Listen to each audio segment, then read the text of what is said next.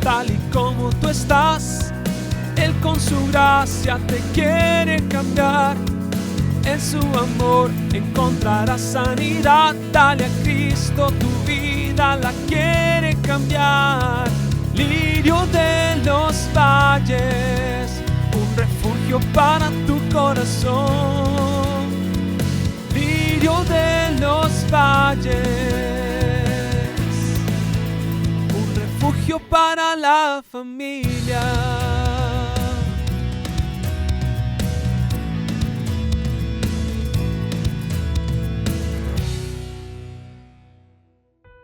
Hoy quiero hablarles sobre esta serie de sermones, lo que todo cristiano debe saber.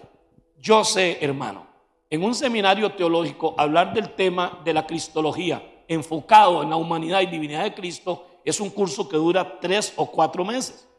Por eso yo ofrecí unos sermones inspiracionales sobre todo lo que todo cristiano debiera saber sobre la iglesia del Señor. Luego hablé lo que todo cristiano debe saber sobre la importancia de la doctrina. El fin de semana pasado hablé sobre lo que todo cristiano debe saber sobre Dios, y hoy voy a hablarles lo que todo cristiano debe saber sobre Jesucristo. Y el próximo fin de semana, si Dios quiere, hablaré sobre todo lo que todo cristiano debe saber sobre el Espíritu Santo. Así que hoy nos toca hablar sobre lo que todo cristiano necesita saber sobre Jesús, sobre conocer a Jesús. Estoy siendo reiterativo en decirles: no es tan importante lo que usted sepa de Jesús si no conoces a Jesús.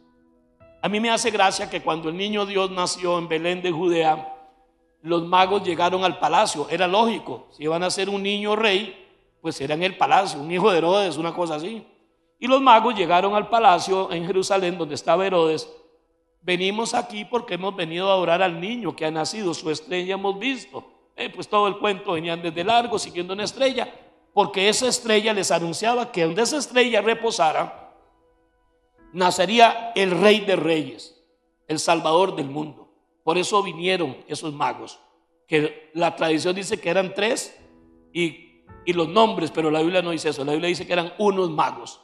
El plural son 2 o hasta 20, unos magos de Oriente. Estos hombres, estudiosos de los movimientos estelares, sabían que había una profecía relacionada con el nacimiento del Rey del mundo, el Salvador. Interesantemente, Herodes no sabía nada. Entonces mandó a llamar a los que sí sabían demasiado. Explíquenme en qué es esto que estos hombres están diciendo. Claro, le dicen, es una profecía. Dice que estaban ahí los sacerdotes, o sea, los que dirigen al pueblo de Dios y los llevan a la adoración, y los que interpretaban la palabra, la ley. Y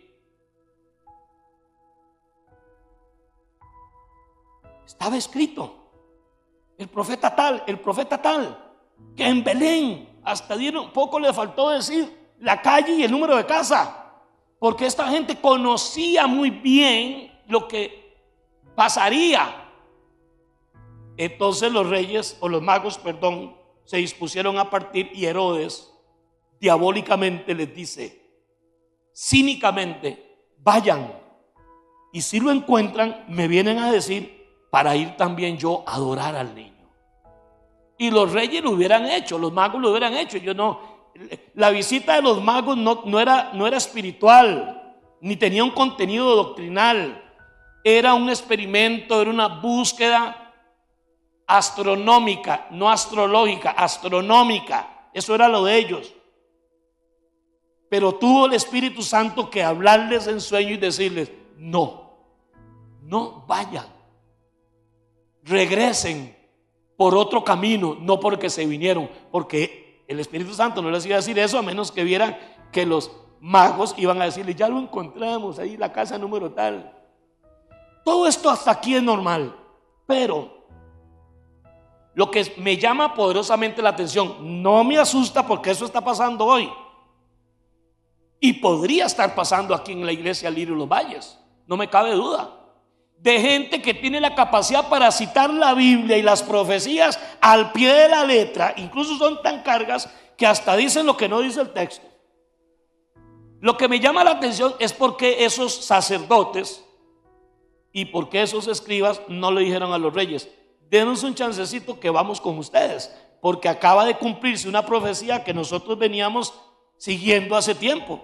No, se quedaron satisfechos con el conocimiento doctrinal, con el conocimiento teológico. Este conocimiento de los escribas y de los sacerdotes debió ser lo suficientemente provocador para ir a buscar al niño, porque era Dios naciendo como niño.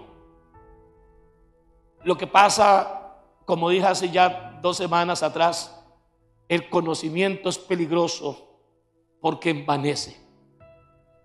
Y más que envanecernos, el conocimiento a veces nos priva, por tanto conocimiento, de experimentar lo que conocemos. Y ellos quedaron muy satisfechos y posiblemente Herodes les dio un par de likes a su publicación, pero perdieron la oportunidad que sí tuvieron los magos y sí tuvieron los pastores. A diferencia de eso, los pastores, que para la época era la gente más vil y menospreciada, recibieron la misma noticia: no tengan miedo, os ha nacido hoy en la ciudad de David, que es Belén, un Salvador, que es el Cristo. Y dice que corrieron y lo encontraron al niño en un pesebre envuelto en pañales. Que tu conocimiento de la Biblia y de Dios no te esté cegando, no te esté amputando el deseo y la necesidad de ir a conocer de primera mano de quien tanto sabemos. ¿Sí me explico? Porque saber de Cristo no es sinónimo de conocer a Cristo. Y nuestro enfoque tiene que ser siempre, claro que todo empieza con el saber, todo empieza con el conocimiento, es la base para la visión, es la base para las convicciones, es la base para nuestras habilidades espirituales y materiales. El conocimiento es la base de una vida con propósito para Dios. Pero no se puede quedar solo en conocimiento, en letra, porque la letra mata. El espíritu es el que vivifica la vida suya y la mía. Así que el propósito de este estudio no es demostrar que Jesús es Dios, es simplemente inspeccionar, como dice la Biblia, que hay muchas razones bíblicas para decir y afirmar, como usted y como yo, y contradecir, por ejemplo, la versión Nuevo Mundo de los Testigos de Jehová, que Juan 1:1 dicen, para ellos en el principio era la palabra, y la palabra estaba con Dios, y la palabra era, artículo, un Dios.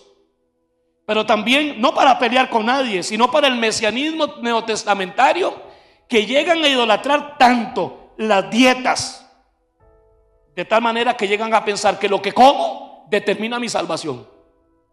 Si como carne de cerdo estoy perdido.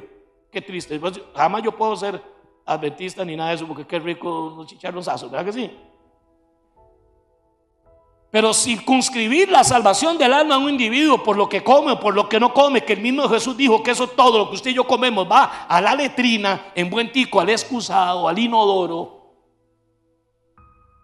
O que mi salvación está determinada por el día que guarde, cuando la misma Biblia, hablando de Jesús, dijo: he aquí uno mayor que el sábado, yo soy mayor que el sábado. El sábado fue hecho para el hombre y no el hombre para el sábado. Por lo tanto, dice el libro de Hebreos capítulo 4, creo, versículo 7, porque como ustedes, aunque guardaron el sábado, nunca experimentaron el reposo del Señor, estableció Dios un nuevo día. Hoy es el día del Señor, dice la Biblia. Gocémonos y alegrémonos. ¿En quién? Dice: hoy es el día del Señor, gocémonos y alegrémonos en Él. ¿En quién? ¿En el día sábado, en el día domingo o en el Señor? Hoy es el día del Señor. Hay días que no son para gozarse. Hay días que a usted le quitan. Acabo de preguntarle a un hermano: ¿cómo estás? Y me dijo: bien y mal. Yo entendí el dicho. Hay días que usted está furris, como decimos los ticos, o como digo yo, 40 grados bajo perro. Sea sábado, sea domingo. No hay peor día que amanecer uno limpio sin plata. Más si es domingo. No hay domingo más feo que limpio. Pero para el hijo y la hija de Dios, él no se goza del día, él se goza del Señor del día. Por eso cantábamos un corito hace 40 años, no se volvió a cantar en las iglesias, que decían: yo le alabo lunes, yo le alabo martes, yo le alabo miércoles, le alabo jueves, le alabo viernes, le alabo sábado, y al llegar domingo sigo con el gozo, porque tengo a Cristo. Cristo se convierte en nuestro día de reposo.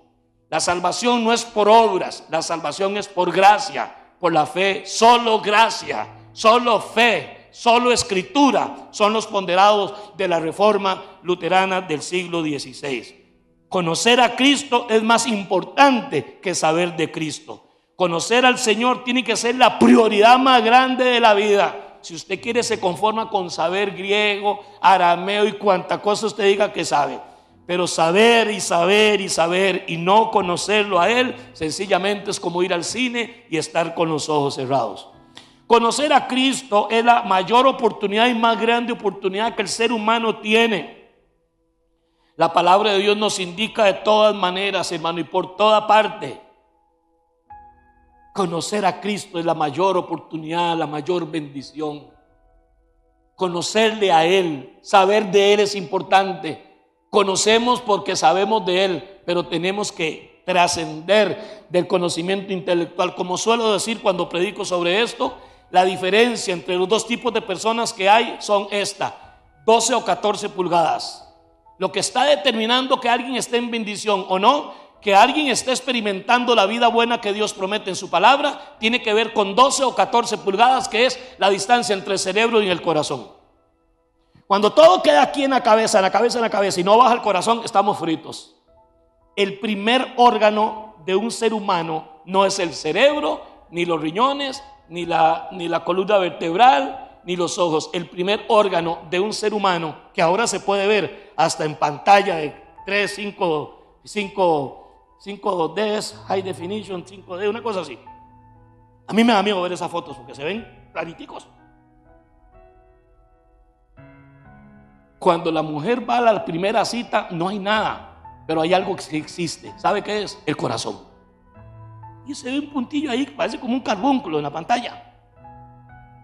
Yo, como no sabía nada de eso, cuando Anita y yo tuvimos nuestros hijos, existía apenas el ultrasonido y era como una mancha de pintura y costaba como 46,000 pesos. ¿Qué iba yo a poder pagar eso? Y eran 3. Eso es lo que yo ganaba seguro en 6 meses. Y empezaron a decir los cristianos fanáticos que eso era el anticristo. Entonces, que cuando pasaban esa vaina era capaz que tenía el 666, el chamaquillo, las estupideces que toda una vida han habido. Pero cuando yo veo por primera vez a mi nieta, la primera, vi a los 3 y veo ese puntillo, yo no lo entendí, pero me dice la doctora Andrea Salazar, amiga de esta familia en la fe, don Arturo, y a los hermanos estábamos, la abuela, el abuelo, la otra abuela y todo el mundo ahí, hacíamos los Popov, la familia Peluche, todo el mundo ahí en el consultorio de la doctora Andrea. Y dice, ¿sabe qué es eso que está ahí? Dice, es el corazón. Y dijo esto, y esta es la palabra que ellos usan. Ella fue la directora de la maternidad Carid en el tema de fertilización in vitro y todo eso, una profesional extraordinaria. Y de un pronto se subió el volumen y sonó. ¿Ustedes han oído eso? A mí no sé qué, se me hizo un nudo. ¿Cómo suena eso de duro? Y dijo estas palabras: el primer órgano en el producto, yo le dicen producto, ¿verdad? Es como el tamaño, como un huevo de camarón, es eso.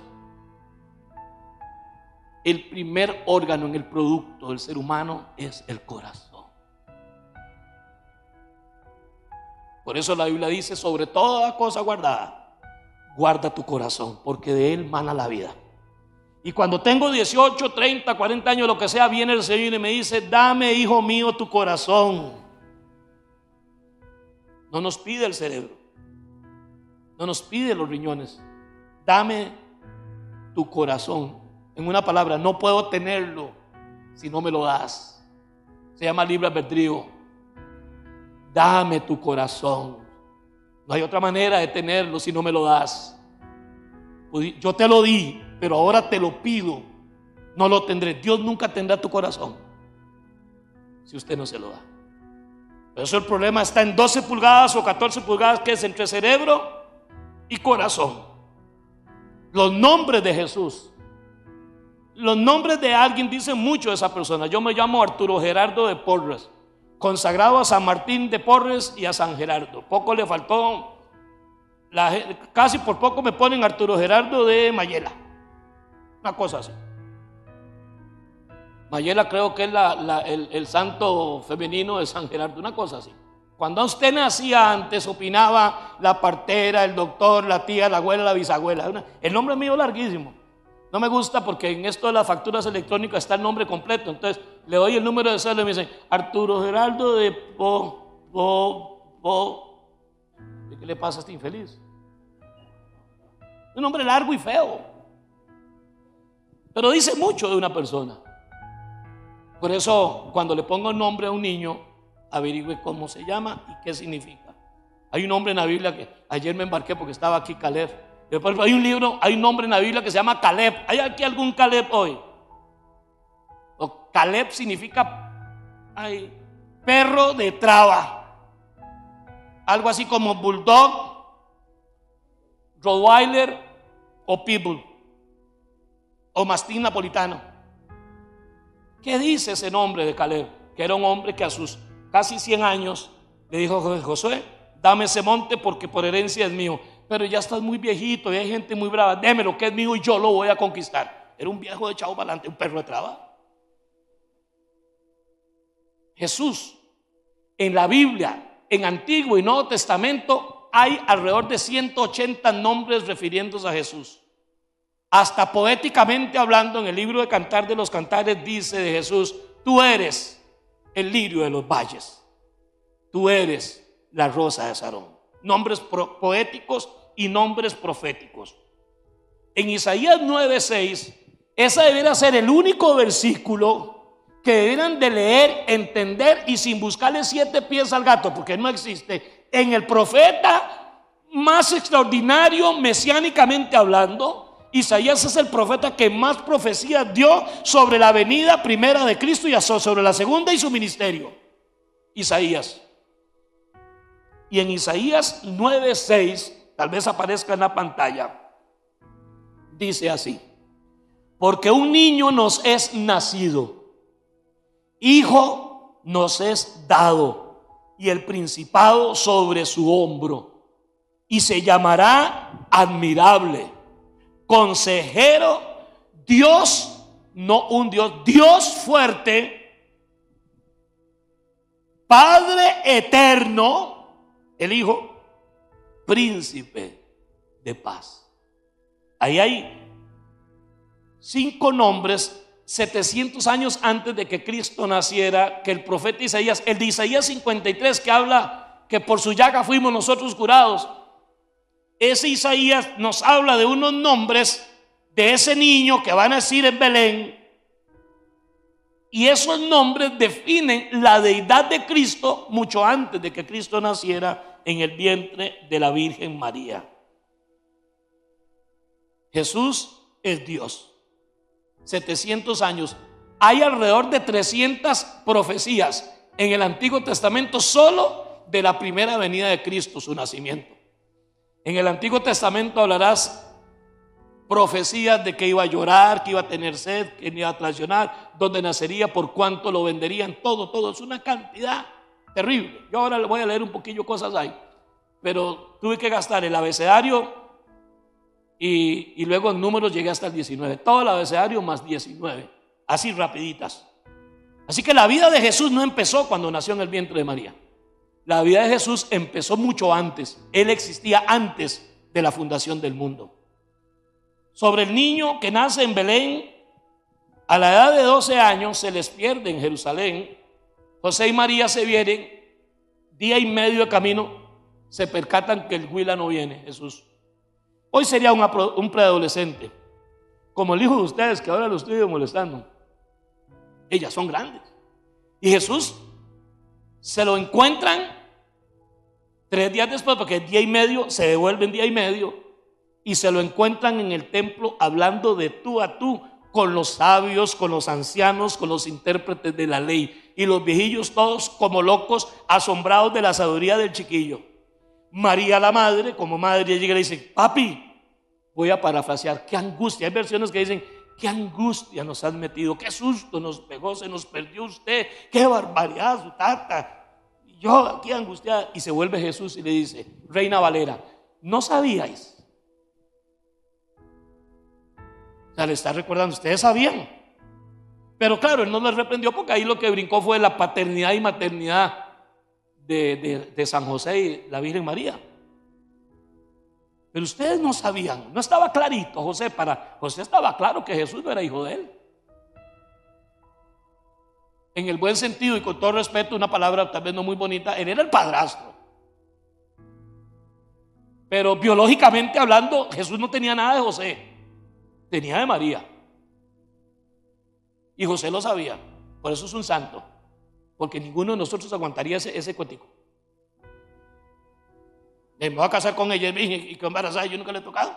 Válgame. Y el viejo no era tonto, él casi la deja, pero la iba a dejar en silencio para no infamarla. O sea, no ponerle mala fama, no inflamarla, infamarla. Y el Señor le habló y él aceptó. Y después de que le dijo esas palabras, Jesús, algo así como una pequeña lección de ubicatex, ubiquémonos. Dice la Biblia inmediatamente, eso está en Lucas, todo el capítulo 2 de Lucas. Dice que Jesús, dice, y se fue con ellos y se sujetó a sus padres. Él acaba de decirles que el papá de él es el Padre eterno, pero se sujetó al padrastro.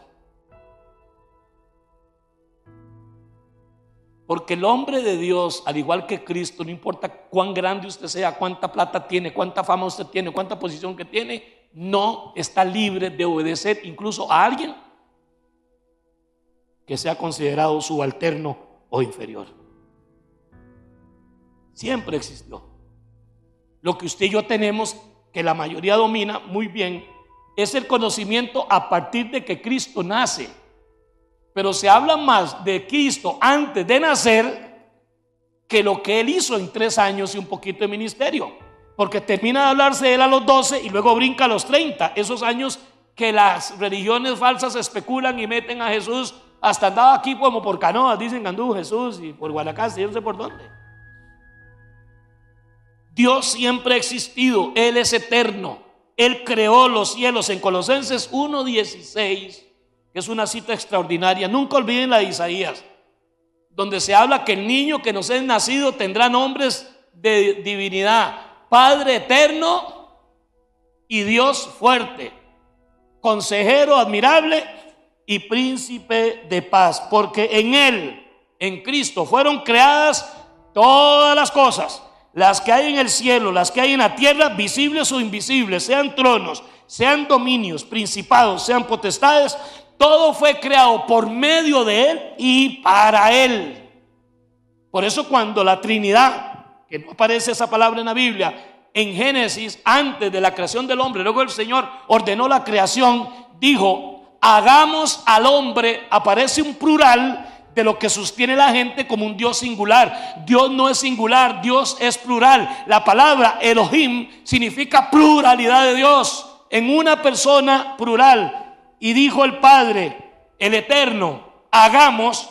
No existía Adán, no existía nadie, Satanás había sido echado fuera. ¿A quién le dijo Dios: hagamos el hombre a nuestra imagen y semejanza? Ahí aparece por primera vez una mención no subliminal de la existencia de un Dios plural, que luego conocemos como Padre, Hijo y Espíritu Santo, teológicamente la Trinidad del Señor. Dios es eterno y todo fue creado por Él. Personalidad de Jesús como la de un ser humano. Dios se hizo hombre. Dije, creo que la Navidad pasada, en un sermón que prediqué para Navidad, que fue necesario que el Hijo de Dios se hiciera hombre para que los hombres pudiéramos ser hijos de Dios. Él dejó, el Hijo de Dios se hizo hombre, dejó su trono para hacerse hombre con un propósito único: que todos los que si eran hombres, humanos, puedan ser hijos de Dios. Y eso se cumple en San Juan 1:12, cuando dice: a lo suyo vino y los suyos no lo recibieron, pero a los que le recibieron les dio el derecho de llamarse hijos de Dios. Jesús siempre fue Dios. Eso lo dice Juan 1:2. Jesús se volvió entonces Dios hombre. En el principio Este era en el principio con Dios y todas las cosas por Él fueron hechas. Y sin Él nada de lo que ha sido hecho fue hecho. En Él estaban la vida y Él era la luz de los hombres. Hermanos, Él siempre fue Dios, pero se hizo hombre. Pero eso se conoce en la cristología como la humanidad de Cristo. Significa que Cristo se hizo hombre, pero no atravesaba paredes. Hizo algunas cosas, pero Él se limitó a actuar como Dios y murió. Dios no muere. ¿Quién murió? Jesús, el hombre. La humanidad de Cristo es tan real como su divinidad. 100% hombre, 100% Dios. Nunca dejó de ser hombre por ser Dios y nunca dejó de ser Dios para ser hombre, pero se limitó en algunas cosas para actuar como un hombre y por eso murió y se hizo hombre. Y como hombre tuvo miedo, y como hombre tuvo angustia, y como hombre tuvo tristeza, y como hombre tuvo sed, y como hombre tuvo hambre, y como hombre fue tentado, solo que no pecó, pero fue tentado como cualquier hombre. Esa es la humanidad de Cristo, la que usted y yo tenemos tan a la mano que algunos se atreven a pintarlo, y tristemente todas las referencias artísticas de pinturas de Cristo son exactamente una copia de un Cristo de fisonomía y fisiología italiana.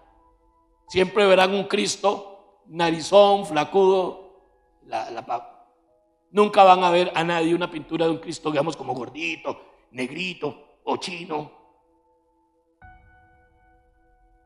Y no podemos hablar. El otro día de mis lecturas, es que es cuestión de saber cómo era Cristo. Los hebreos, mire hermanos, si hay hebreos nicas, hay judíos nicas, hay judíos ticos, hay judíos hasta etíopes, negrititicos, que son descendientes de la reina de Saba en aquella visita que Saba, quién sabe qué pasó, se enamoró de Salomón y se vino embarazada y ahí creó una prole de judíos negros que hoy día es una comunidad como de 160,000 judíos. Muchos de ellos fueron repatriados a Tierra Santa. Todo ese Cristo, por eso la gente dice yo de Cristo. Usted lo que vio es la realidad del Cristo que escribió Da Vinci, que dibujó. Es el Cristo de la Santa Cena, demasiado italiano como para que sea cierto. Pero vinieron los de Chosen y nos presentaron un Cristo que parece como que hay chavales por ahí, por alguna parte. Se fueron como para otro lado, ¿eh? Pero bueno,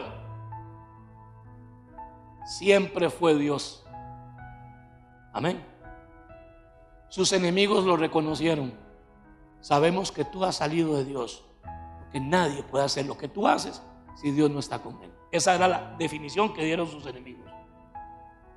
¿Por qué sabemos que Jesús es Dios y lo afirmamos? Primera razón, Él dijo que Él era Dios.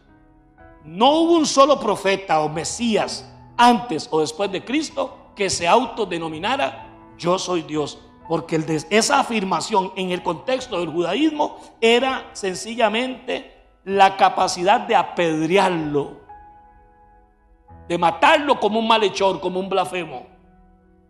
En Juan 5:18 Jesús habla de su igualdad con Dios. No vamos a poder leer todas las citas. Si usted anota puede hacerlo ahí, y si quiere en la semana puede ver este sermón por alguno de los, creo que en YouTube es que ya aparece editado de los anuncios y todo eso. Jesús dijo en Juan 10:30, yo y el Padre uno somos. Él no dijo el Padre y yo somos el mismo. No dijo eso. Eso sería una aberración. Dijo yo y el Padre uno somos. Y yo no sé por qué los anticristos se pelean con esto. Si Dios nos dice a nosotros, de mi esposa y de mí, que somos una sola carne, somos uno solo. ¿Cuál es el problema? No se supone que usted y su esposa son una sola carne. 2, 1. Jesús dijo, el Padre y yo somos uno. También en Juan 14:9, respondiéndole a Felipe, es que usted dice, Arturo, es que algunas de esas cosas usted lo dijo la semana pasada. Es que la semana pasada hablé del eterno Dios, pero resulta ser que cuando hablo de Cristo y hablo de su preexistencia, Él es el mismo. Él es Él y el Padre son uno solo. Pero ahora enfocándome en la persona de Jesús, Felipe le dice al Señor: Señor, muéstranos al Padre para creerte. Y Jesús le dice a Felipe en Juan 14:9: Felipe, tanto tiempo usted tiene de andar conmigo y me preguntas eso. Felipe, el que me ha visto a mí, ha visto al Padre. Yo no sé por qué se asustan los enemigos de Jesucristo y tratan de buscar una explicación. Hermano, no es cierto que en nuestro argot popular solemos decir: mira, es estar viendo a la mamá, estar viendo al tata. Claro que estamos utilizando una figura literaria, una comparación y a veces una exageración. Pero Jesús le dijo a Felipe: Felipe, en todo este tiempo que usted tiene, me sale con esa pregunta. El que a mí me ha visto al Padre. Por eso usted y yo, hermanos, pertenecemos a otra generación que nunca lo hemos visto, nunca lo hemos tocado, sino que lo creemos por la fe. Pero la generación de los tiempos de Jesús es una generación cuyo castigo para quienes rechazaron a Cristo será peor, dijo Jesús, que para los que vivían en Sodoma y Gomorra. Porque Jesucristo dijo: ustedes todos, en cuenta los que creían o los que lo odiaban, ustedes están viendo lo que los profetas y hasta Abraham quisieron ver y no pudieron ver. Ustedes sí lo están viendo. Ellos vieron a Jesús, comieron con Jesús, durmieron cerca de Jesús, y ahora se preguntaban si Jesús era quien iba a ser. Jesús declaró su deidad en Juan 8:58. Esta fue la más extraordinaria. Los enemigos de Cristo que quieren ponerlo como un cualquiera, porque creen más que los puede salvar la abstinencia de una chuleta de cerdo, aunque me como unos camarones, que al final de cuentas son dos carnes inmundas y prohibidas. Para el judío es prohibido comer carne, y para cualquiera de ustedes que quiera decir que no quiere comer carne, pero la lista de comidas inmundas es demasiado grande, de casi que no podría usted comer. Entonces no comen chuletica de cerdo, ni un chifrijo, ni nada de eso. Pero está bien, la Biblia dice que usted tiene libertad de comer o no comer. Y si guarda el sábado, para el Señor lo guarda, y si no lo guarda, para el Señor no lo guarda. Pero la lista es que no se puede comer ni camarones, no se puede comer pulpo, no se puede comer langosta, no se puede comer chucheca, no se puede comer piangua. Casi del mar no podríamos comer algunos peces sin escama. Ni eso se podía comer. ¿Cuáles peces no tienen escama? Digo, de que es experto. Hay varios, ¿verdad? Y ahí vamos y los compramos en Filipe. No, se me parece un congreso de mujeres cristianas a nivel mundial, que llegaron las cristianas alemanas y empezaron a llorar porque vieron las cristianas gringas todas encopetadas y pintadas, y dijeron: ay, Dios mío, ten misericordia de estas gringas, mire cómo se pintan y cómo se peinan. Y estaban llorando encima de las cajas de birra, porque los alemanes son buenos para las birretas. ¿Qué espectáculo! Son inmundos porque se tiñen el pelo y porque usan maquillaje, pero nosotros nos echamos birras. Esa es la hipocresía de la raza humana. Y cuando no entendemos algo, no nos parece o nos desafía a cambiar, es mejor bajarle el piso. Es una costumbre. Pero en Juan 8:58 le dice Jesucristo a sus enemigos que están queriendo enredarlo con filosofías y estupideces. Jesucristo les dice: de cierto les digo, antes que Abraham fuese, yo soy.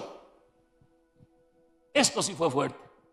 Entonces los viejos, es que para ser tontos simplemente hay que serlo.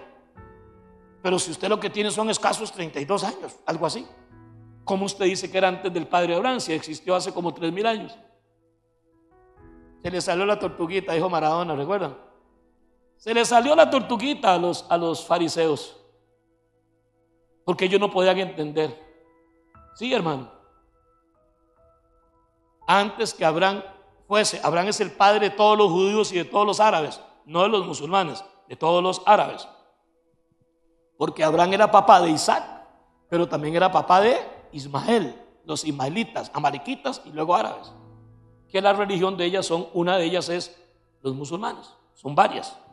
Así es que, hermanos, Jesús dijo que Él era Dios, que Él existía antes que Abraham, que el que lo estaba viendo a Él estaba viendo al Padre, y que el Padre y Él eran uno solo. Pero no solo Jesús dijo que Él era Dios, otros lo dijeron.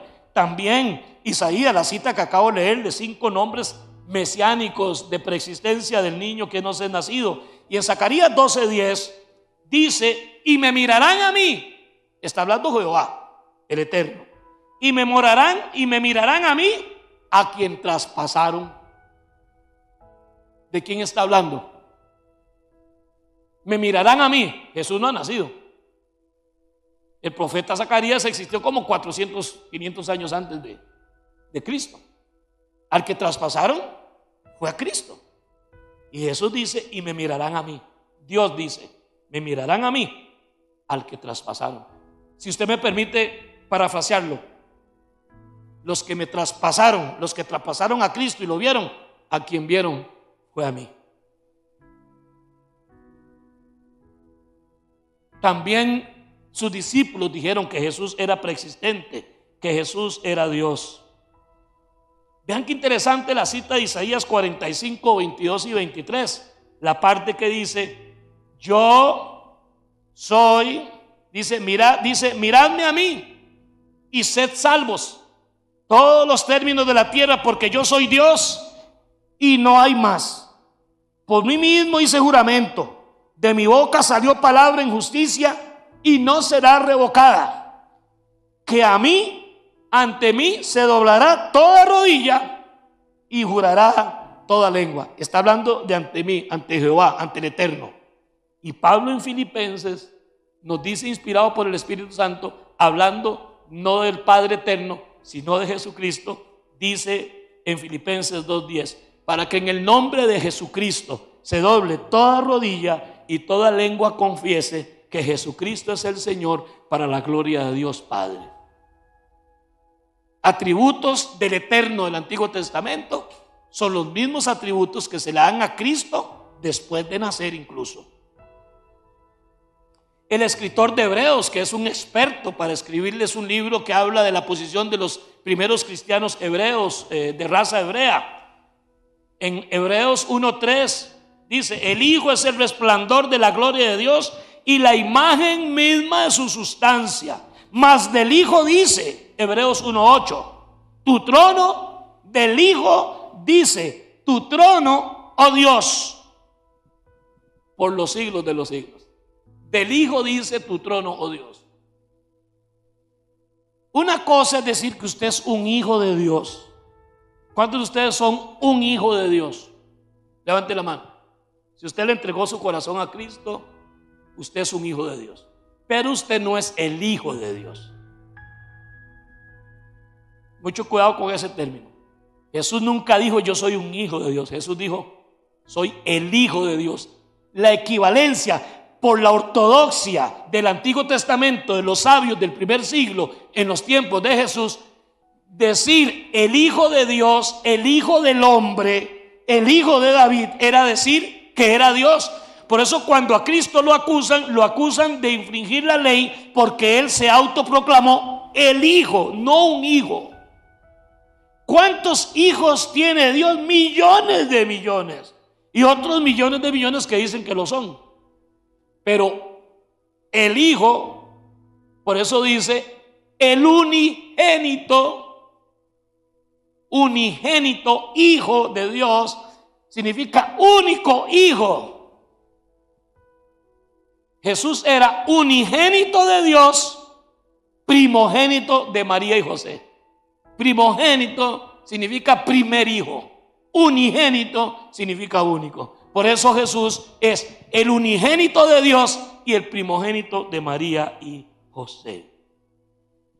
Los leprosos que sanó le rindieron adoración, no pleitesía, adoración. Mujeres que fueron sanadas, como la mujer de flujo de sangre, la mujer jorobada, la mujer de la mano seca. Los hombres endemoniados, como el gadareno, el ciego que el Señor sanó de tantos ciegos.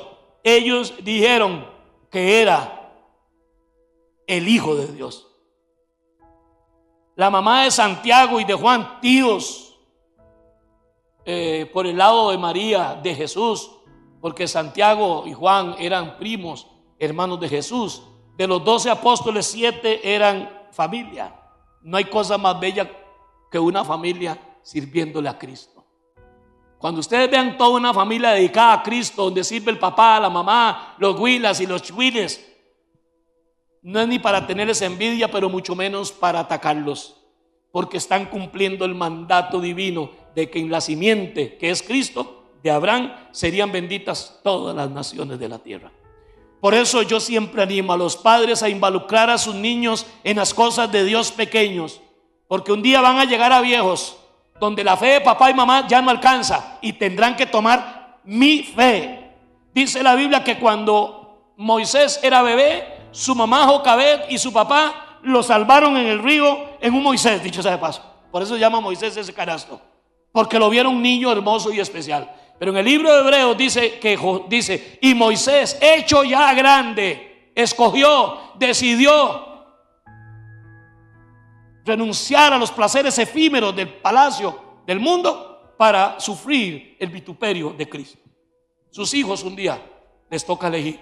Quiera Dios que su roce principal siempre ha sido en las cosas de Dios, porque si desde ahora, como esa triste noticia de un artista que un día de estos como que murió o se mató, no sé qué pasó con ella, cuando una periodista le pregunta a este artista, no preciso el nombre, hizo muy malo para eso, que qué es lo que pasa, que le siente algo contra la mamá. Dice, sí, es que cómo se puede sentir. Esa fue la respuesta que dio. Cuando tenía 8 meses de edad, ya estaba haciendo, ¿cómo se llaman estas cosas? Para, como, no ensayos, pero como presentaciones. Y que cuando tenía 8 añitos ya había hecho 60 anuncios, no sé cuántas cosas, porque ella la expuso desde pequeña a un ambiente que no es para niños. Pero el ambiente espiritual, el ambiente en Cristo no es nocivo para cualquier niño. Las redes sociales, algunas de ellas, algunos países desarrollados las están prohibiendo a partir de cierta edad, porque hay cosas que no son ni para niños ni para adolescentes. Pero para un niño siempre será una bendición conocer a Jesucristo desde los primeros pasos de su vida. Así, pero hay que meterla en ballet, en gimnasio, en natación, en arte, en fonomímica, y nunca hay tiempo para la iglesia. Para la escuela dominical son visitas cada 3 meses. Los niños, no hay tiempo, es que tengo que ir allá, tengo que ir acá, es que pereza llevarlos a un ensayo. Perdóneme, estamos perdiendo los mejores momentos. La Santa Familia, María y José, dedicaron al niño. Los papás de Juan el Bautista, cuando usted ve la Biblia, hombres que fallaron, porque todo hombre sea mentiroso y todo hombre falla, pero la garantía de hombres y mujeres de Dios, profesionales, bilingües, trilingües, políglatos, está en que sean profesionales temerosos del Señor. Qué maravilla un astronauta, qué maravilla un primer ministro, un presidente con temor a Dios.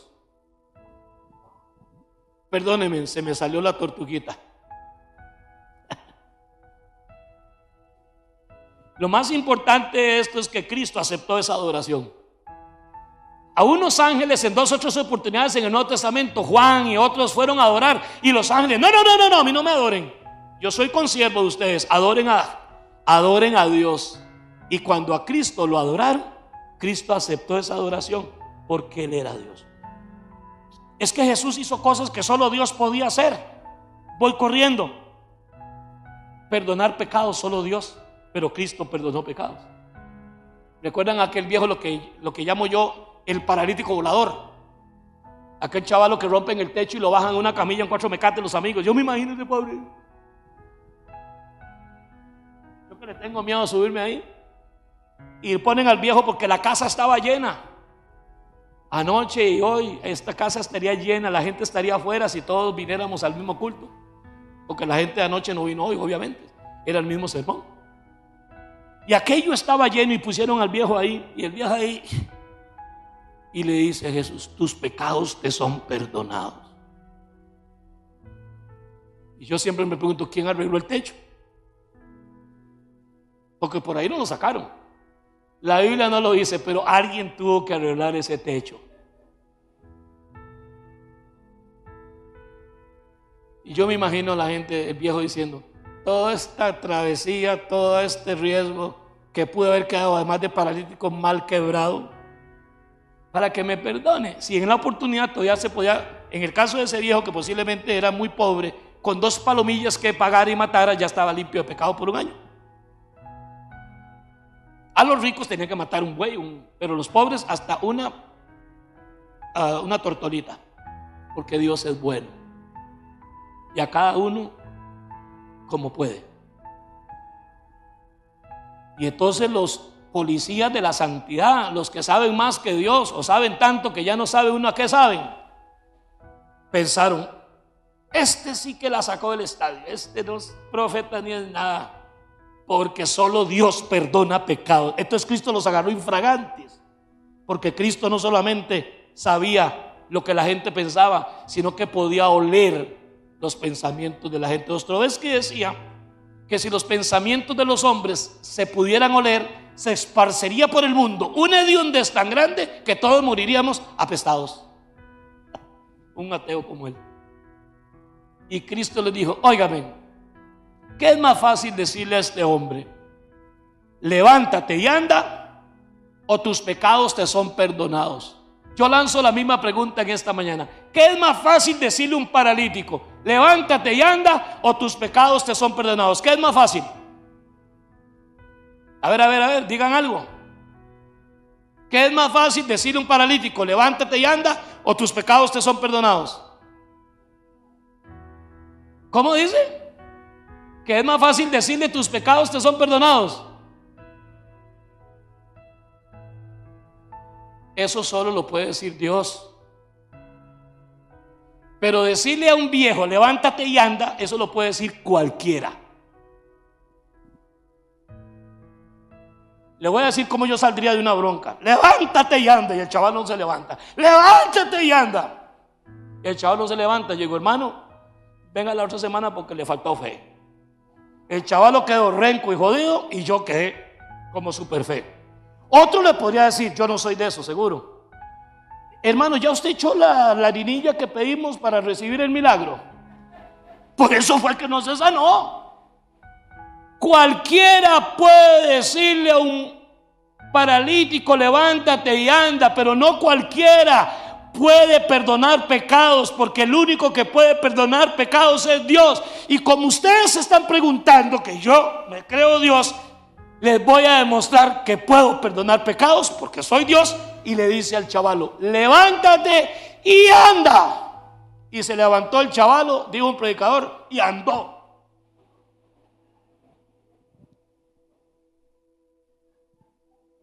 Puede levantar paralíticos, resucitar muertos, porque Él es Dios.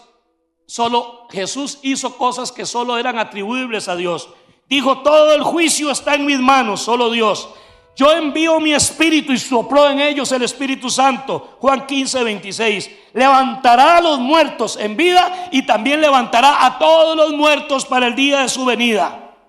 Él es el creador y es sustentador de todo lo que hay, visible o invisible. Bendito sea el nombre del Señor. Y empiezo a terminar. No solamente hizo cosas que solo Dios, que eran exclusivas de Dios, del eterno Dios del Antiguo Testamento, sino que también se le aplican a Él los mismos nombres que dije del Padre y que voy a decir del Espíritu Santo, porque ellos son un solo Dios. Omnipotente. Recuerden que la palabra omni significa todo. Omnipotente en Mateo 28, Apocalipsis 1:8, Apocalipsis 2:3, significa que Jesús, al igual que el eterno Dios, es todopoderoso. Es omnisciente, o sea que lo sabe todo. Marcos 2:8, Juan 1:48, 1 Corintios 4:5, Colosenses 2:3. Repito, estos son un trimestre o un cuatrimestre en el seminario, solo para hablar de esto. Yo estoy aquí haciendo lo que eras. Lo que les quiero hacer es despertarles un apetito, no para que sepan más de Jesús, sino para que corran con los magos a encontrarse y conocer de primera mano a Jesús, y que lleguen a su casa y lean más. Él está en todo lugar, es omnipresente. ¿A quién dejó doña Gisela allá en la casa? ¿A qué está bien de Sabanilla? No, perdón, de San Isidro. ¿A quién dejaste cuidando tu casa? Bueno, está peor la cosa entonces. Ah, dice que dejó a Jesús. Pero yo también. ¿Usted, Aarón, a quién dejó en la casa? ¡Qué bronca! ¡Qué bronca si estuviéramos hablando de San Martín de Porres! ¿Qué bronca sería si estuviéramos hablando de una imagen? Pero resulta ser que en este momento la casa de Diego Artavia, Jesús la está cuidando. La mía también la está cuidando Jesús. La de Aarón, la suya y la suya. ¿Por qué? Porque Jesús es omnipresente. Puede estar presente en todo lugar donde Él quiera estar. Él es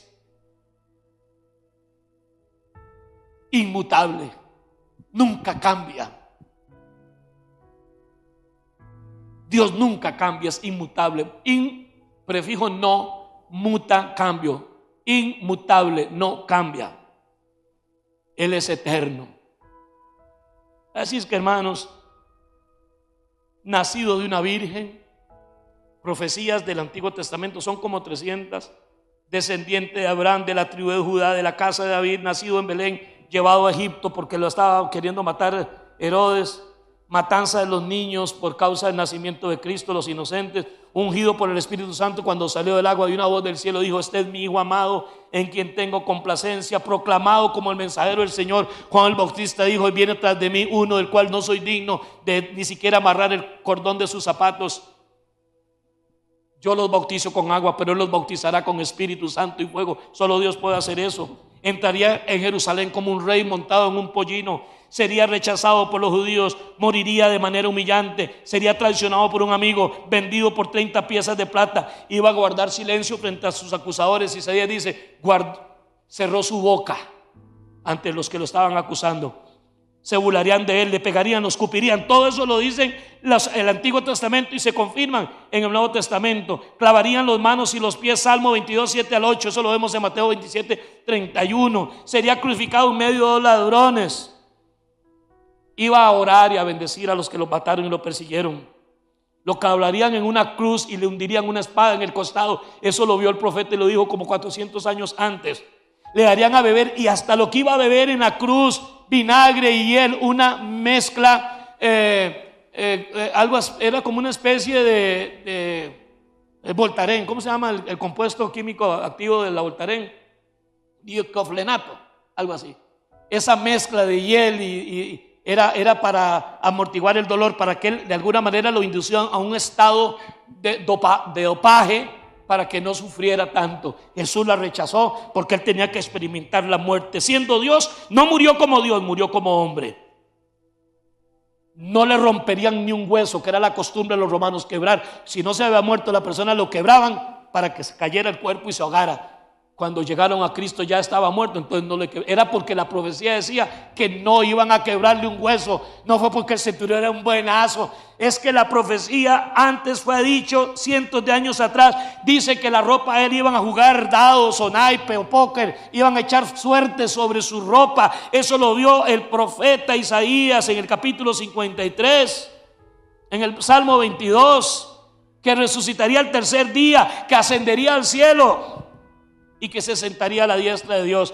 San Esteban, el primer mártir de la iglesia, cuando lo estaban apedreando, dijo: he aquí veo los cielos abiertos y al Hijo del Hombre sentado a la diestra del Padre. Hermanos, es una evidencia, pero yo no creo en Cristo por la evidencia que hay. La evidencia confirma que Jesús es Dios. Es un juicio que exige un veredicto de los cristianos. ¿Será contundente esta evidencia?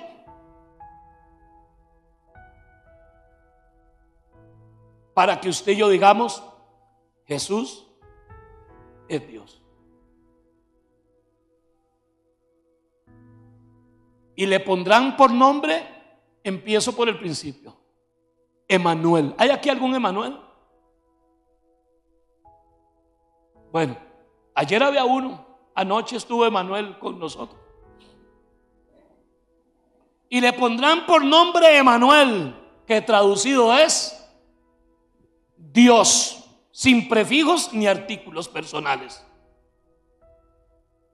y le pondrás por nombre Emmanuel, que traducido es Dios con nosotros. Y dice que el Verbo se hizo carne y habitó entre nosotros y vimos su gloria, gloria como la del unigénito del Padre. Ciertamente se limitó a sí mismo. 100% Dios, 100% humano. Nunca dejó de ser una cosa por ser la otra. Pero como Dios se limitó en la tierra, se autolimitó para no hacer cosas, porque usted hubiera muerto como Dios. Entonces fue un pleito desigual. Quien venció al diablo fue Dios, pero hecho hombre. La parte humana Satanás la tentó, y ahí Cristo demuestra que Él se limitó, porque al diablo lo agarraba y lo pasaba por la piedra en 2 toques. Pero Jesús le dijo a Satanás: di que estas piedras se conviertan en pan. Y Jesús con hambre, 40 días de no comer. Y Jesús reprende a Satanás y le dice: no solo de pan vivirá el hombre, sino toda palabra que sale de la boca de Dios. Pregunto, ¿Cristo alguna vez convirtió algo en pan? Es más, Él dijo: yo soy el pan que cayó del cielo. Había un chiquillo por ahí y había una multitud de 5,000 hombres, sin contar mujeres ni niños. No estaría muy lejos en decir que habían por lo menos 15,000 barrigas, 15,000 estómagos con hambre. La solución de los discípulos fue: Señor, ya es tarde, despídalos, porque aquí ¿quién le va a dar de comer esta turba? Era algo así como un estadio de los de nosotros lleno, 15,000, 20,000 personas y con hambre. Y si hay algo que hasta cambia gobiernos, es el hambre. Los pueblos aguantan hasta la corrupción, tristemente, pero hay algo que ningún pueblo aguanta y se levanta en armas: el hambre. Y para que ustedes vean que Cristo pudo haber convertido las piedras en pan, no lo hizo porque Él no le tenía que demostrar al diablo nada, porque el diablo le dijo: demuéstrame, entre líneas, si eres hijo de Dios, convierte estas piedras en pan. Nadie tiene que demostrarle nada al diablo. Usted no existe para demostrarle nada al diablo. El diablo con usted no tiene nada que ver. Un cristiano nacido de nuevo, el demonio no puede tocarlo ni con una garrocha 100 varas. Eso es lo que dice la Biblia. Aunque hay tristes cristianos, porque un cristiano triste es un triste cristiano, decía San Agustín de Hipona, que cree que el diablo puede meterse y salirse y venir, tan grandote y creyendo en el diablo. Ellos los iban a mandar con hambre a buscar sodas, no había, era el desierto de Judea. Y Jesús dijo: den ustedes de comer. Y llegó Felipe y Andrés. Señor, mira que hay un chiquillo en el culto que trajo un sándwich de pan y pescados. En McDonald's usted no puede llegar a decir: deme una hamburguesa de pescado. ¿Cómo se pide en McDonald's una hamburguesa de pescado? McFish. Eso fue lo que les dio. Pan y pescado, ¿qué eran? De sándwiches de pescado. No nos dice qué pescado, posiblemente eran de Galilea, que era el pez de San Pedro, que es parecido a la mojarra, a la tilapia, de agua dulce. Y dice que comieron, oiga lo que dice el reporte: ese montón de gente, huilas, viejos, con hambre, mujeres, aquello era un... Y Jesús mandó a que recogieran las obras para que no se espere, porque hubiera quedado aquel estadio sucio. Hay gente que hasta en la iglesia deja basuras aquí también. Jesús no quería que quedara nada. Y dice que recogieron, dice: hemos comido, dijeron todos, hemos comido y bebido hasta saciarnos. Y sobraron 12 cestas llenas. Frente a Satanás se contuvo, se limitó. A usted no le voy a mostrar nada. Pero unos añitos después alimentó, lo que se llama la alimentación milagrosa. Un fenómeno que hasta los comunistas y los ateos, bueno, que ya ahora no hay comunistas, ahora en ninguna parte comunista no existe. Socialistas y todos esos nombraban ese evento para restregárselo en la cara a los cristianos. Cuando yo leo ese dicho, a veces hago alguna comida en casa, le digo: como dice la Biblia, hemos comido y bebido hasta saciarnos. Comer y beber hasta saciarnos es cuando usted come, hermano, y come y queda uno así. Solo queda campo para un banano. Okay. Yo comía así y hasta se siente uno todo cansado y mal, ¿verdad? Qué rico.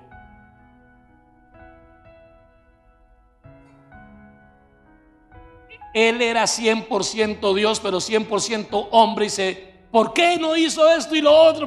Porque Él se limitó a ver y ser visto como un salvador del hombre, un hombre salvando a los hombres, hijo de Dios, haciéndose hombre para que los hombres puedan ser hijos de Dios. Esa es la explicación. Cuando lo arrestan en la noche y aquella bronca se arma y Pedro saca el machete y le manda aquel filazo por la cabeza al hijo de Malco, porque ese machetazo iba para la cabeza. Una de dos: o el chavalo se capió, el hijo de Malco, o Pedro tenía muy mala puntería, porque exactamente le arrancó la oreja, brother. Y Jesús se agachó y agarró la oreja, hermano, como Robocop. Le pegó la oreja. De los últimos milagros a favor de alguien que venía a matarlo, a arrestarlo. Pedro, mete la espada en la vaina. El que a hierro mata, a hierro muere. Y aclara: si yo quisiera, ahorita mismo le pido al Padre 12 legiones de ángeles. En la aritmética romana, una legión eran 2,000 soldados. 12 legiones de ángeles eran 24,000 ángeles. Si yo quisiera, pero no quiero. ¿A quién buscáis? Y dicen los esbirros y los guardas del templo: a Jesús de Nazaret. Y dice Jesús: yo soy. ¡Pum! Todos cayeron noqueados. Se pudo ir en medio. Es que las palabras que Cristo utilizó, y se los dejo de tarea, en el Evangelio de San Juan, en más de 10 oportunidades, Jesucristo dice: yo soy. Lo que les dije la semana pasada, que es JHV, lo que Jesús les dijo fue la pronunciación del nombre del Eterno, la misma que cuando Moisés le pregunta: Señor, pero en medio de la zarza, y si los judíos me piden que quién me envió, diles que yo soy. Es la definición del verbo ser. Yo soy el ser, yo soy el que soy. Eso solo lo había dicho el eterno Dios, oído por un hombre en el monte de Sinaí, Moisés. Jesucristo utilizó solo en San Juan más de 10 veces. Voy a decirles: antes que Abraham fuese, yo soy. Yo soy la luz del mundo. Yo soy el buen pastor. Yo soy el camino. Yo soy la verdad. Yo soy la vida eterna. Y nadie viene al Padre si no es por mí. Nada salva, solo Cristo. Ni una dieta, ni guardar un día o otro día. Usted coma lo que quiera, eso termina en la letrina, dijo Jesús. Guarde el día que quiera, solo hágalo para el Señor, eso sí. Pero nada salva. Los judíos no tienen un plan de salvación diferente al de nosotros. Solamente pueden ir a Dios a través del Padre, porque ellos fracasaron en la ley, fracasaron en los sacrificios, fracasaron en todo, fracasaron en su misión. Y ahora Él vino y dice: a los que le recibieron les dio el derecho de ser llamados hijos de Dios.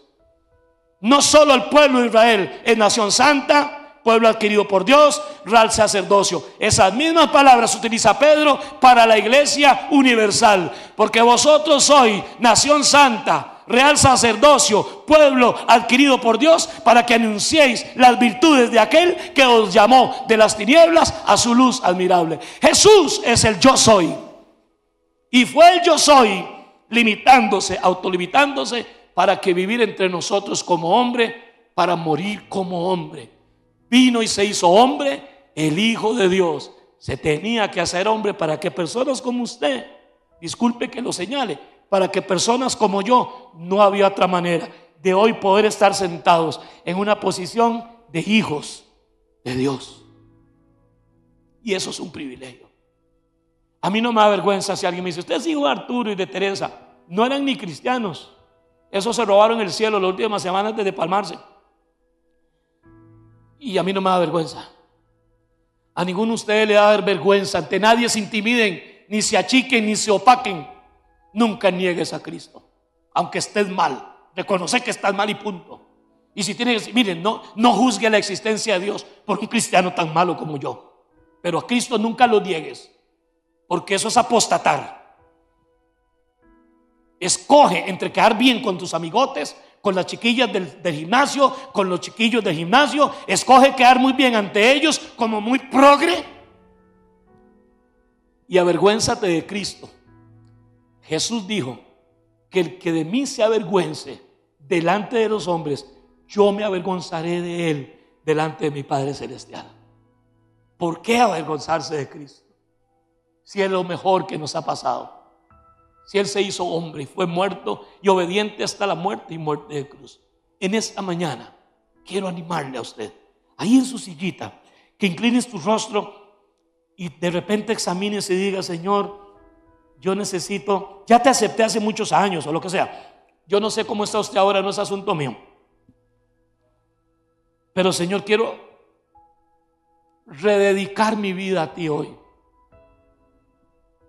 Porque Jesús siempre ha estado ahí contigo y te ha cuidado y te ha guardado. Usted es consciente de eso. Merecías terribles cosas y no fue así. Tal vez usted se ofendería si yo le digo: acepte a Cristo. Si tiene que aceptarlo, acéptelo, si nunca lo he hecho. Pero podría ser que ya esa decisión usted la hizo otra hora, hace 5 años, 20 años, 3 meses. Pero hoy necesita rededicar, redefinir quién es tu Señor, quién es el dueño de tu vida. Y si vas a correr a encontrarlo, que el conocimiento que usted tiene de Dios, hermano, que el conocimiento que tenemos de Jesucristo nos impulse a ir a alcanzarlo. Porque el que lo dejó no fue Él, yo fui quien lo dejó. Quien falló no fue Él, yo fui quien falló. Nada de estar culpando iglesia, ni personas, ni pastores. Ellos tendrán que darle cuenta a Dios. Porque al final, esa Biblia que usted cree y lee dice que cada uno dará cuenta a Dios de sí. A ninguno de nosotros Dios nos va a pedir cuentas de nadie. A usted Dios no le va a pedir cuentas de mí, ni a mí de usted. Cada uno dará cuenta a Dios.